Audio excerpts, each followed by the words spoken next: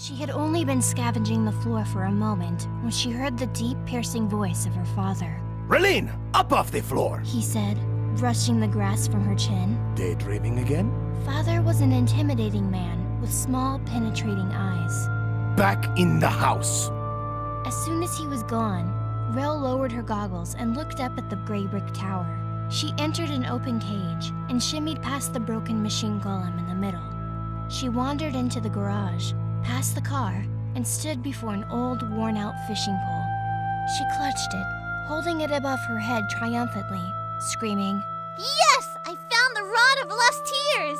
Now I may use its thread of everlasting... What did I tell you? said Father, standing at the garage door. Oops. Said Rel, taking off her goggles. Get over here. I will, but first I have to... Here! Rel cringed at the boom of her father's voice, slinking to his side, eyes on the floor. Right. Inside! He ordered, pointing his finger into the garage door. Don't give me that look. He followed her into the kitchen, guided her to a bag of rice, and gestured for her to sit. There! Right there! Now what did I say earlier? Sit here and think about it. No more of these foolish games. Not right now. Father carried a wad of papers, shaking his head. Not now.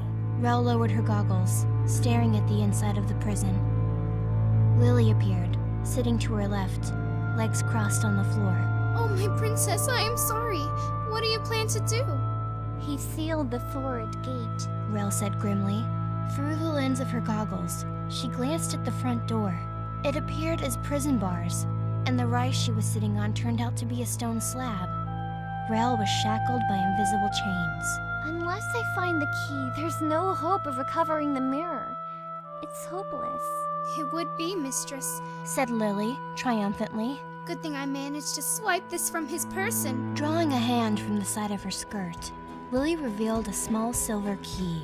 Oh, Lily, I knew I could count on you! Cried Rel as Lily undid the chains.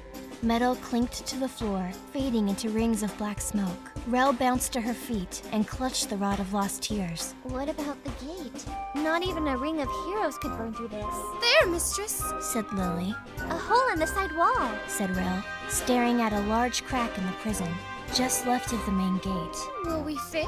Asked Lily. We must! Said Rel valiantly. Mother stood in the front yard, just beyond the hedges, talking on her cell phone. I know, yes. We will have the money, just a little more time. She paused. Mother watched the front window as Rel clambered out, got stuck, and dropped through the opening, dragging a doll behind her in the grass. I'll have to call you back. I can't talk. Yes, I know. Well, my daughter... Yes, I understand. Rel dashed into the blue tree thing forest, Lily following quickly behind. What about Jaru? Said Lily, trying to keep up. What's a Jabba? Said Rel, breaking past the trees and seeing the emerald glow of the lake. Lily repeated. Jaru, the guardian of Jaru Lake. He's ferocious, monstrous, with teeth like night lances. That, and he's not very polite. Rel stumbled to the edge of the lake, lifted the goggles from her eyes and looked down into the water. A fish, 2 inches long, with silver fins and dark eyes, swam in small circles in the shallows. She grinned. Ooh, that is scary. And placed the goggles down. Once the purple lenses lowered over her eyes, she saw Jaru as it really was. A gigantic fish that towered over the surface of the water. It had glowing yellow eyes, spikes rising from its back, and a mouth like that of a great white shark. Jaru tore through the water, creating surges of white hair and crazed circles around the lost mirror. Are you freaking kidding me? Rel stuttered. How am I supposed to get the mirror with that thing in the water? Rel! Rel, get over here now! Came a voice in the distance. Where are you? Miha, answer me! Where could she be? I saw her run this way. Lily flicked her eyes into the trees. It's your guardians? Oh no, not now!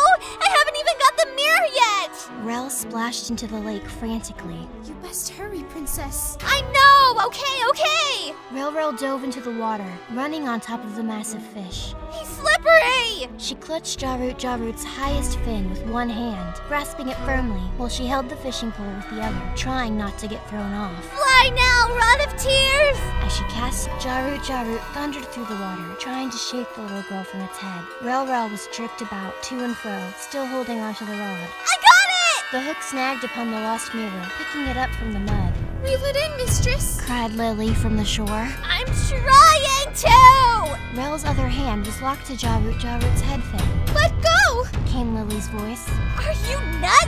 Cried Rel Rel. Relene! Relene! Came the voice of her parents. Oh goodness, there she is. Said her mother to father from the other side of the lake, just beyond the large oak that led into town. They saw her with an old beaten rod over a terrified silver fish. You must do it now, mistress! Father marched through the bushes. Relene, here! Don't make me come over there! Mistress! I know! Rel let go, spinning, trying not to lose hold of the rod. Bubbles, a fish surging upon her, its mouth wide, teeth, so many teeth. She turned the reel, tugged up, hand spinning desperately. Jarut was upon her. The rod bent, the line tugged violently, ringing, like a ribbon of silver light, gathering into the handle of the rod. Rel pulled as Jarut leaped from the water. I almost have it! Rel, enough! Father yanked her backwards. The mirror was flung into the air, carried at the end of the fishing line, landing on the muddy shore. It squished to a sloppy stop right at Mother's feet. Rel, coated in mud, soaking wet, hair smeared across her cheeks, clothes ruffled and sticking to her body, trudged up to Mother and smiled. Look, I found it! Aren't you proud of me? She pulled the goggles onto her forehead. Mother eyed the mirror, shaking her head at the messy little girl. You're such a hassle, Miha. I don't have time for your games, I really don't. Tell me you're proud of me. Said Rel Rel. Get on home. Came Father's gruff voice. Get on home now. Mother thrust the compact into Rel's hand. Now. Mother and Father wandered back up the hill together. They exchanged glances, saying something Rel couldn't hear. She opened the compact, staring into the grimy, dingy reflection of herself. Lily eyed her curiously. What will you wish for, mistress? She sighed through her nose, tears masked by purple bangs, droplets of lake water on her cheeks. I wish for attention.